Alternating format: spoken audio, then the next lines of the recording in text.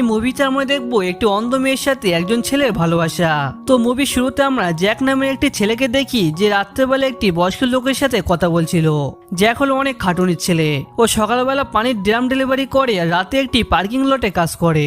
তো আমরা এই বয়স্ক লোকটাকে দেখি যে আগে এই পার্কিং লটেই কাজ করতো, কিন্তু এখনো আরেকটি ভালো কাজ পাওয়ায় এই কাজটি জ্যাককে দিয়ে এখান থেকে চলে যাচ্ছে। তো এরপরে জ্যাক ওই বয়সী লোকটির জায়গায় বসে টিভি দেখছিল আর গার্ড দিচ্ছিল, মানে ওই এখন এখানকার ইনচার্জ। আর তখনই ওখানে একটি মেয়ে আসে আর মেয়েটি জ্যাককে একটি টিফিন দেয়। আর সে জ্যাকের সাথে এমন ভাবে কথা বলছিল যেন সে জ্যাককে অনেক আগে থেকেই চেনে। তো জ্যাক তো কিছুই বুঝতে পারে না, আরো মেয়েটিকে জিজ্ঞেস করে আপনি কে? তখন মেয়েটি বলে এখানে যে বয়স্ক লোক কাজ করতেন তিনি কোথায়? জ্যাক বলে সে তো এখান থেকে চলে গিয়েছে। তো মেয়েটি বলে সরি, আমার ভুল হয়ে গেছে। আসলে মেয়েটি মূলত অন্ধ ছিল। এখানে যে বয়স্ক লোকটি ছিল ওর সাথে বসে টিভি দেখতো আর একসাথে খাবার খেত। মেয়েটি টিভি তো আর দেখতে পেত না, ও শুধু শুনেই মজা করত। তাই মেয়েটি ওই বয়স্ক লোকের সাথে আড্ডা দেওয়ার জন্য এসেছিল, কিন্তু সে তো চলে গিয়েছে। তখন মেয়েটি লজ্জা পেয়ে ওখান থেকে চলে যায়, কিন্তু বাইরে অনেক জোরে বৃষ্টি হচ্ছিল। সেজন্য জ্যাক ওই মেয়েটিকে বলে আপনি এখন ভিতরে বসে বৃষ্টি থামা পর্যন্ত ওয়েট করতে পারেন। তো এরপরে জ্যাক ওই মেয়েটিকে এনে একটি কোরিয়ান ড্রামা চালিয়ে দেয়। মেয়েটির নাম হচ্ছে জুন, আর জুন টিভির সাউন্ড শুনে মজা নিচ্ছিল। আরো জ্যাককে বারবার জিজ্ঞেস করছিল যে টিভিতে কি চলছে। জ্যাক তো শুধু অবাক হয়ে ওকে দেখতে থাকে। তো কিছুক্ষণ পরে বৃষ্টি থেমে যায়, তখন জুন চলে যেতে থাকে। কিন্তু যাবার আগে ও জ্যাককে ওর নিজে হাতে বানানো একটি খাবার দেয় আর বলে এটা দেখতে হয়তো খারাপ হতে পারে কিন্তু খেতে সত্যি ভালো। এরপরে ও চলে যায়। তো পরের দিন আমরা দেখি জুন তার নিয়মিত কাজে এসে, আর সে একটি কল সেন্টারে কাজ করত। আর ও যখন কাজ করছিল তখন ওই অফিসের বস ওর কাজ দেখতে ওর কাছে আসে, কিন্তু কাজ দেখার বাহানায় জুনকে খারাপ ভাবে টাচ করতে থাকে। তো অন্যদিকে আমরা দেখি জ্যাক একটি বক্সিং ক্লাবে এসছে। তখন সেখানকার সিনিয়র কোচ জ্যাককে দেখে বলে বস দেখো কে এখানে এসছে। তখন জ্যাক ওখানকার মালিকের ওই সিনিয়র কোচের কাছে ওর আগের ভুলের জন্য ক্ষমা চায়। আসলে জ্যাক আগে একজন বক্সার ছিল, কিন্তু কোনো কারণে একদিন হঠাৎ করে বক্সিং ছেড়ে দিয়ে চলে গিয়েছিল, আর এই জন্য কোচের কাছে ক্ষমা চাইছিল। কিন্তু কোচ জ্যাকের উপর অনেক রেগে গিয়ে ওখান থেকে চলে যায়। তো জ্যাকও যখন ওখান থেকে চলে যাচ্ছিল তখন কোচ সবাইকে ডেকে বলে জ্যাক আগে একজন অনেক বড় বক্সার ছিল, আর 1999 সালেও ন্যাশনাল চ্যাম্পিয়নও হয়েছিল। ওই সময় ওর বিরুদ্ধে খেলে কেউ জিততে পারতো না। তখন সেখানে মিন নামের একজন ছেলে আসে, আর ও আগে জ্যাকের কাছে হেরেছিল, কিন্তু মিন এখন প্র্যাকটিস করতে করতে অনেক বড় একটা বক্সার হয়ে গেছে, আর ওই এখনকার চ্যাম্পিয়ন। তখন মিন জ্যাককে বক্সিং এর জন্য চ্যালেঞ্জ করে, কিন্তু জ্যাক চ্যালেঞ্জ অ্যাকসেপ্ট করে না। তো তখন সেখানে জ্যাকের সে পুরানো কোচ চলে আসে, আর কোচ ওকে মিনের চ্যালেঞ্জ অ্যাকসেপ্ট করতে বলে, কিন্তু জ্যাক কোচের কথা বারণ করে দেয়। আর এতে কোচ অনেক রেগে গিয়ে জ্যাককে একটা চড় মারে আর ওকে ওখান থেকে তাড়িয়ে দেয়। তো ওই দিন রাত্রে আমরা দেখি জুন নামে সে অন্ধ মেয়েটি আবারও জ্যাকের এখানে এসে জ্যাকের সাথে বসে টিভি দেখার জন্য। আসলে জুনের এই দুনিয়ায় কেউ ছিল না, সেই জন্য সারাদিন কাজ করার পরে ও এখানে আসতো একটু রিল্যাক্স হওয়ার জন্য। আর এখন প্রতিদিন রাত্রি ও আর জ্যাক একসাথে বসে টিভি দেখতো। তো জুনের টিভি নায়ক নায়িকার ব্যাপারে জ্যাককে অনেক প্রশ্ন করতে থাকে, যেমন টিভি নায়িকা কি ড্রেস পরে আছে, কেমন জুতো পরেছে, এইসব আর কি। আর জ্যাকেরও জুনের প্রশ্নের উত্তর দিতে অনেক ভালো লাগতো। তখন জুন জ্যাককে জিজ্ঞেস করে তুমি কি দেখতে অনেক হ্যান্ডসাম? জ্যাক বলে না, আমাকে দেখতে বাদরের মতন। এতে জুন হেসে ফেলে। তখন জ্যাক খেয়াল করে ও জুতোর গন্ধই জুনের একটু অসুবিধা হচ্ছে, এই জন্য জুতোটা লুকানোর চেষ্টা করে। তো এরপরে জুন ওখান থেকে চলে যেতে যায়, আর তখন জ্যাক আগের দিনের ওই লাঞ্চ বক্সটি জুনকে ফেরত দেয় আর বলে খাবারটা সত্যি অনেক ভালো ছিল। আর আজকেই প্রথম জুন ওর নিজের নাম জ্যাককে বলে, আর জ্যাকের হাত ধরে ওকে ধন্যবাদ জানায়। ও হাত ধরে বলে তোমার এটা হাত না পাথর? তো এরপরে জুন যখন রাস্তার পাশ দিয়ে হেঁটে হেঁটে বাড়ি যাচ্ছিল, আর তখন একটি গাড়ি জুনের একদম পাশে এসে বাসি দেয়। আর এতে জুন অনেক ভয় পেয়ে গিয়ে কিছু কাঁচের বোতলের উপর পড়ে যায়, আরো না দেখে কাঁচের টুকরে হাত দেবে, আর তখনই সেখানে জ্যাক চলে আসে। জ্যাক দেখে জুনের পা মুছে গিয়েছে। তখন গার্ডটি বলে দেখতে পারো না যখন রাত্রে বেরো কেন? তখন জ্যাক কিছু টাকা ওই গার্ডটিকে দিয়ে জুনকে নিয়ে হসপিটালে চলে যায়। আর হসপিটাল থেকে ফেরার পথে জুন জ্যাকের নাম শুনে বলে তুমি কি বিদেশি? কিন্তু জ্যাক ওর কথার কোনো উত্তর দেয় না। আসলে জ্যাক ওর আগের জীবনের ব্যাপারে কাউকে কিছু বলে না, আরো সবসময় চুপচাপ থাকে। এমনকি ও ছেঁড়া জামা জুতো এইসবই পরে থাকে, মানে ওর নিজের উপরে নিজের কোনো ধ্যান নেই। ওকে দেখি বোঝা যায় যে ওর সাথে আগে অনেক বড় কিছু একটা ঘটেছিল। তো এরপরে জ্যাক জুনকে যখন ওর বাড়ি এগিয়ে দিচ্ছিল তখন ও দেখে জুন ব্যথায় হাঁটতে পারছে না, এই জন্য জুনকে তুলে ওর কাঁধে নিয়ে নেয়। জ্যাক ওকে নিয়ে যেতেই থাকে, কিন্তু লম্বা সিঁড়ি আর শেষ হয় না। এতে জ্যাকের অবস্থা একে তো খারাপ, আর তাতে তখনই একটি বাচ্চা এসে জ্যাকের পিছনে কাটি করে। এতে জুন জোরে জোরে হাসতে থাকে। তো এরপর ওরা ঘরে গেলে জুন তখন জ্যাককে মুভির দুটো টিকিট দেয় আর বলে এটা তোমার গিফট, তুমি তোমার ফ্রেন্ডকে নিয়ে ঘুরতে যেতে পারো। জ্যাক বলে আমার কোনো বন্ধু নেই। তখন জ্যাক আর জুন একসাথে মিউজিক কনসার্টে যাবে ঠিক করে। তো এরপরে জ্যাক ওকে এগিয়ে ফিরে আসে। আর এদিকে জুন সবসময় জ্যাকের কথাই ভাবতে থাকে। তো পরের দিন জুন জ্যাকের সাথে মিউজিক কনসার্টে যাওয়ার জন্য একটি পার্লারে আসে, যাতেও ভালো করে সেজে জ্যাককে ইমপ্রেস করতে পারে। তো এরপরে জুন যখন জ্যাকের সামনে আসে তখন জ্যাক ও চুল দেখে তো কিছুই বুঝতে পারে না। তো এরপর ওরা কনসার্টে চলে আসে। এখানে জুন লাইভ গান শুনে অনেক খুশি হয়, কারণ জুনের গান শুনতে অনেক ভালো লাগতো। তো কনসার্ট শেষে জ্যাক জুনকে বলে, আচ্ছা আজকে তোমার চুল এমন কেন? কিন্তু জুন ধরতে দেয় না যে ও জ্যাকের জন্যই পার্লারে গিয়েছিল। জুন কথা ঘুরে বলে, আমি একটি রেস্টুরেন্টে যেতে চাই। আর এই রেস্টুরেন্টে জুনের চোখ যখন ভালো ছিল তখন ওর বাবার সাথে এসেছিল। তো জুন তখন জ্যাককে জিজ্ঞেস করে, তুমি রাতে তো পার্কিং লটে কাজ করো, কিন্তু দিনের বেলা কি করো? জ্যাক বলে, আমি দিনে পানির ড্রাম ডেলিভারি করি আর রাতে পার্কিং লটে কাজ করি। তখন জুন বলে, আচ্ছা তুমি নিজের খেয়াল রাখো না কেন? তোমার মতন বয়সের ছেলেদের ভালো কোনো কাজ করা দরকার। এটা শুনে জ্যাক অনেক রেগে যায়। আর ও রেগে গিয়ে জুনকে বলে, তোমার আমার ব্যাপারে নাক গলানোর দরকার নেই, তুমি তোমার নিজের কাজে ধ্যান দাও। আর এই কথা শুনে জুনের অনেক খারাপ লাগে, কারণ ওরা মনে করেছিল ওরা দুজন অনেক ভালো বন্ধু। তখন জুন দুঃখে জ্যাককে বলে, সরি এতদিন তোমাকে বিরক্ত করার জন্য, আর ওখান থেকে চলে যায়। তো এরপরে জুন যখন ওর বাড়ি ফিরে আসে তখন জ্যাকও ওর সাথে আসে। জ্যাক বলে, আমি তোমাকে এমন করে বলতে চাইনি, আসলে আগে আমি একজন বক্সার ছিলাম আর সাথে সাথে অনেক খারাপ মানুষও ছিলাম, সেজন্য আমি তোমাকে বলতে চাইনি। তো পরের দিন আমরা দেখি জুন যখন অফিসে কাজ করছিল তখন ওর বস ওকে ডেকে একটা গিফট দেয় আর রাতে ওর সাথে ডিনারে যেতে বলে, কিন্তু জুন বসকে মানা করে দেয়। তো ওই দিন রাত্রে আমরা দেখি জুনের বস একটি মদের বোতল নিয়ে ওর বাড়ি চলে এসছে, মানে ও জুনের অন্ধ হওয়ার সুযোগ নিতে চায়। তো ওই বস জোর করে জুনের ঘরের মধ্যে চলে আসে আর ও জুনকে বিয়ে করার জন্য জোর করে, কিন্তু জুন বারণ করলে ও জুনের হাত পা ধরে জোর করতে থাকে। জুন জোরে জোরে চিল্লাতে থাকে। এদিকে জুন আজকে পার্কিং লটে যায়নি বলে জ্যাক জুনের বাড়িতে এসেছিল জুনকে দেখার জন্য। তখন জ্যাক এইসব দেখে তো অনেক রেগে যায়, আরো বসকে ধরে মারাত্মক লেভেলে খেলাতে থাকে। জ্যাক বসকে বলে, তোকে যদি আর কখনো জুনের ধারে কাছেও দেখি তাও তোকে পুরো মেরে ফেলবো। তো তখন জুন একটু দুঃখে জ্যাককে বলে, তুমি এমন একটা কাজ করলে আমার এখন চাকরিটা চলে যাবে। জ্যাক বলে, তুমি এইসবের পরে কুকুরে ওখানে কাজ করবে? তখন জুন বলে, আমার মতন অন্ধর আর কি করার আছে, আমাকে বেঁচে থাকার জন্য কিছু তো একটা করতে হবে, তুমি সবসময় তো আর আমাকে বাঁচাবে না। জ্যাক বলে, আমি তোমাকে সবসময় সাহায্য করতে চাই। তখন জুন বলে, আমি অসহায় বলে তুমি আমাকে ভিক্ষা দিচ্ছ? আরো জ্যাককে চলে যেতে বলে। তো এরপর থেকে জুন বাইরে কোথাও গেলে জ্যাক চুপি চুপি পিছন দিকে ওর খেয়াল রাখতো। এমনই একদিন জ্যাক যখন পার্কিং লটে এসেছিল তখন জুন আগে থেকে ওখানে দাঁড়িয়েছিল। জুন বলে, আমি চাকরিটা ছেড়ে দিয়েছি, আর হ্যাঁ কাল তুমি কি আমাকে ঘুরতে নিয়ে যাবে?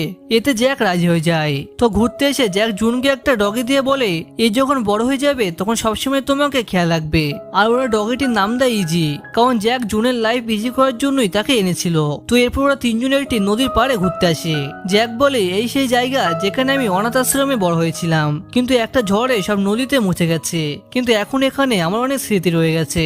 আর তখন জুন জ্যাককে এই জায়গার দুটি পাথর দেয় আর বলে, তোমার পাথরটা হচ্ছে আমি আর আমারটা তুমি, এই পাথর সবসময় আমাদেরকে একে অন্যের কথা মনে করাবে। এরপর ওরা দুজনের হাত জোড়ে ধরে। তো পরের দিন আমরা দেখি জ্যাক আবার ওর কোচের কাছে এসে, কিন্তু এবারে ও নিজে থেকেই বলে, আমি আবার বক্সিং খেলতে চাই। তখন বস ওকে জিজ্ঞেস করে, তুমি এতদিন কোথায় ছিলে? তখন জ্যাক বলে, আমি 3 বছর জেলে পড়েছিলাম।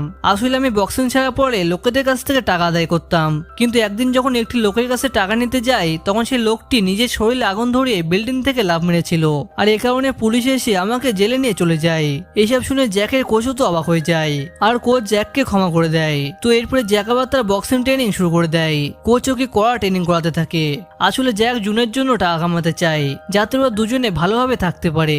জ্যাক জুনের বাড়ির সব কোন কোন জায়গাগুলো গোল গোল করে দেয়, যাতে জুনের চলাফেরা করতে কোনো অসুবিধা না হয়। এসব দেখে জুন অনেক খুঁজেছিল।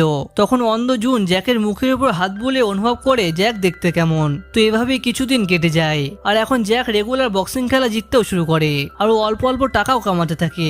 আর এখন জুন আর জ্যাকের সম্পর্ক অনেক কাছাকাছি হয়ে যায়। জুন অন্ধ হলেও অনেক ভালো মাটির জিনিসপত্র বানাতে পারতো, এই জন্য জ্যাক ওকে বলে, তুমি কি তোমার মাটির জিনিসের দোকান বানাতে চাও? আর ওরা দুজন অনেক ভালোই টাইম কাটাচ্ছিল।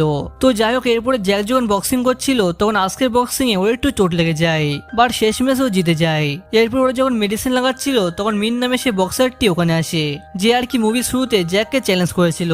মিন বলে, তুমি তোমার ট্যালেন্ট এই বেকার জায়গায় কেন নষ্ট করছো? তুমি একবার আমাকে দেখো, আমি এখন মার্সিডিসে ঘুরে বেড়াই।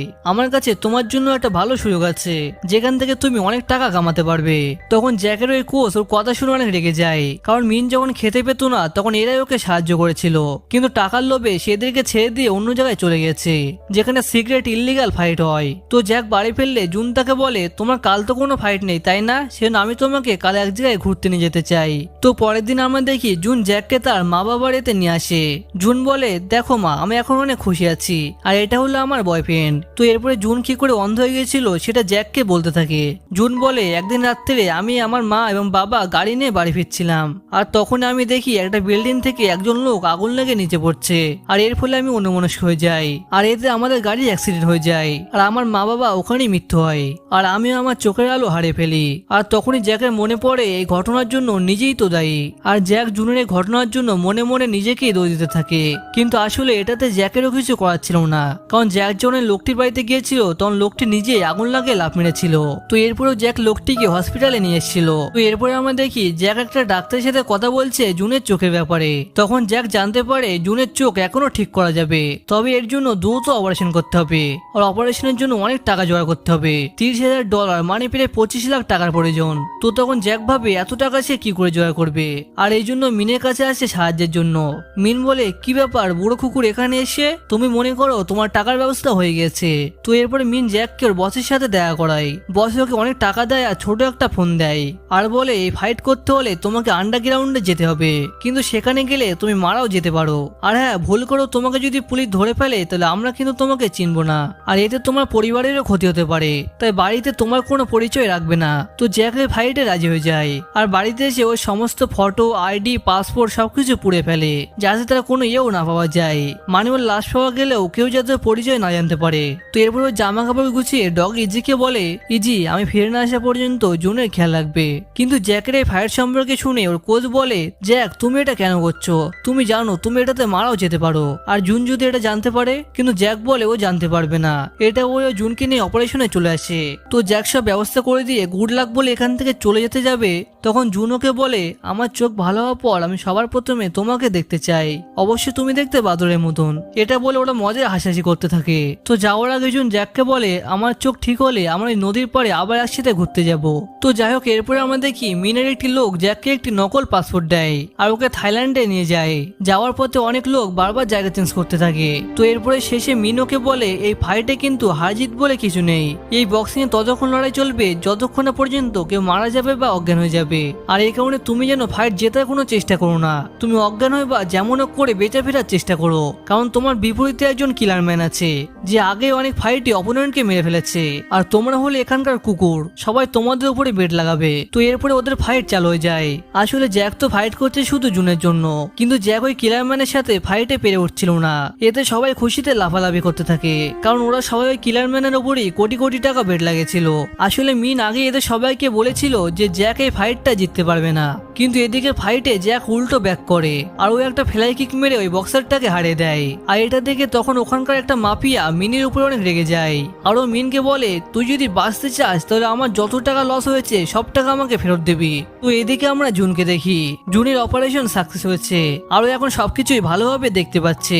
আর এদিকে জ্যাক যখন অনেকগুলো টাকা নিয়ে জুনের কথা ভাবতে ভাবতে রাস্তা দিয়ে হাঁটছিল, আর তখনই পিছন থেকে একটা গাড়ি এসে জ্যাককে ধাক্কা মারে, আর জ্যাকের সব টাকা কেড়ে নেয়। তখন আমরা দেখি ওই গাড়িতে মিন বসে আছে, আর এইসব মিনেরই প্ল্যান। তো মিনের লোক যখন জ্যাককে ধরে ওকে পুরোপুরি মেরে ফেলবে, আর তখনই ওখানে একটি গাড়ির লাইট পড়ে, আর জ্যাক কোনোভাবে প্রাণে বেঁচে যায়। কিন্তু জ্যাকের হালাত অনেক সিরিয়াস ছিল, কারণ এই গুন্ডাটি জ্যাককে অনেকবার ছুরি মেরেছিল। তো এদিকে আমরা আবার জুনকে দেখি, জুন এখন পুরোপুরি সুস্থ হয়ে গেছে, কিন্তু এতদিনে জ্যাকের একটা ফোনও পর্যন্ত আসেনি। তো এই জন্য জুন হসপিটালে পুলিশ স্টেশনে জ্যাকের খোঁজ করতে আসে, কিন্তু ওর কাছে না তো কোনো জ্যাকের ফটো আছে আর নাই অন্য কিছু, সেই জন্য কিছুই করতে পারে না। তো এদিকে আমরা দেখি জুন যে বিল্ডিংটাতে থাকতো সেই বিল্ডিংটা খালি করা হচ্ছে, কারণ এই পুরোনো বিল্ডিংটা ভেঙে এখানে নতুন কিছু বানানো হবে। এর মানে জ্যাক যদি এখানে পরে ফিরেও আসে তাও এই জায়গাটাকে আর চিনতে পারবে না। আর তখনই জুন দেখে ওর নামে একটি পার্সেল এসছে, আর এটা জ্যাকই জুনকে পাঠিয়েছিল।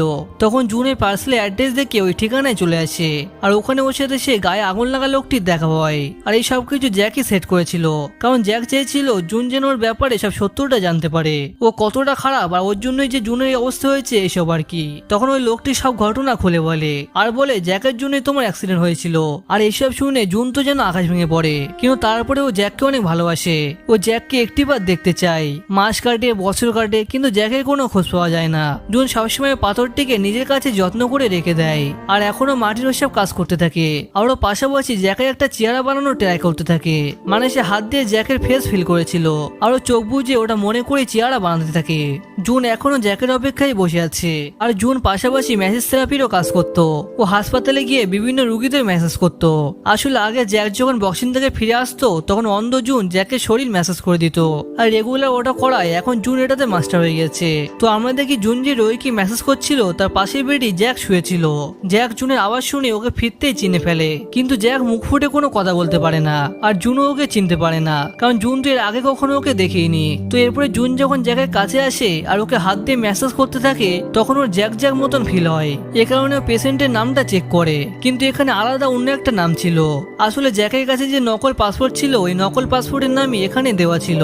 এখানে জুন যদি একটিবার জ্যাকের মুখে হাত দিত তাহলে হয়তো জ্যাককে চিনে ফেলতো। জ্যাক জুনকে কিছু বলতেই পারে না, কিন্তু জুন চলে গেলেও চোখ দিয়ে জল পড়তে থাকে। তো এভাবেই বেশ কিছুদিন কেটে যায় আর এখন জ্যাক মোটামুটি সুস্থ হয়ে গেছে। ও একটি লাঠি নিয়ে খুঁড়ে খুঁড়ে রাস্তা দিয়ে হাঁটতে থাকে আর ওই রাস্তা দিয়ে জুনও বেড়াচ্ছিল। আর তখন জুনের সাথে যে ওদের ডগি ইজি ছিল ও জ্যাককে দেখতে চিনতে পারে এবং সে দৌড়ে জ্যাকের কাছে চলে আসে আর ও জ্যাককে আদর করতে থাকে। তখন জুন দৌড়ে এসে বলে, সরি এটা আমার কুকুর, এ তোমাকে দেখে কেন লাফালাফি করছে আমি বুঝতে পারছি না। আমি তোমাকে চিনতে পেরেছি, তুমি সে হসপিটালের পেশেন্ট তাই না? কিন্তু জ্যাক এবারও কোনো কথা বলে না, আরো দুঃখী মন নিয়ে ওখান থেকে চলে যায়। আর এরপরে জুন যখন দোকানে ফেরে তখন সহকর্মী বলে এখানে একটা খোড়া লোক এসেছিল। আর তখনই জুন বুঝতে পারে যে ওই লাঠি ছেলেটা আসলে জ্যাক। তো এরপরে সে তাকে খোঁজার জন্য দৌড়ে বেরিয়ে আসে, কিন্তু সে চারিদিকে তাকে কোথাও দেখতে পায় না। আর এই কারণে সে কান্নায় ভেঙে পড়ে, কারণ অনেকদিন পর ওর মনের মানুষকে দেখেও তাকে চিনতে পারেনি। জুন হসপিটালে ফোন করে জ্যাকের খোঁজ করে, কিন্তু সে ওখানেও ছিল না। এরপরে চোখে পানি নিয়ে ভাবতে থাকে জ্যাক এখন কোথায় যেতে পারে। তখন জুনের সে নদীর কিনারার কথা মনে পড়ে, যেটা জ্যাকের সবচেয়ে পছন্দের জায়গা। তো এরপরে জুন দ্রুত গাড়ি চালিয়ে নদীর পাড়ে চলে আসে। আমরা দেখি জ্যাক আগে থেকে ওখানে উদায় দাঁড়িয়ে আছে। তখন জুন দৌড়ের কাছে এসে বলে, আমি তোমাকে বলেছিলাম আমার চোখ ঠিক হওয়ার পর আমি শুধু তোমাকেই দেখতে চাই, কিন্তু তুমি আমাকে দেখতে কেন আসুনি? আরো কাঁদতে কাঁদতে জ্যাককে বলে, সরি আমি তোমাকে দেখেও চিনতে পারিনি। এরপর ওরা দুজন গলা জড়িয়ে ধরে। জ্যাক বলে, আমি তোমার কাছ থেকে আর কখনো দূরে যাব না। আর এখানে লাভ স্টোরিটি শেষ হয়ে যায়। তো এটা কেমন লেগেছে অবশ্যই কমেন্টস জানাবে। আর এরকমই সুন্দর সুন্দর সিনেমা দেখার জন্য ভিডিওতে একটি লাইক দিয়ে চ্যানেলটিকে সাবস্ক্রাইব করতে যেন ভুলে যেও না।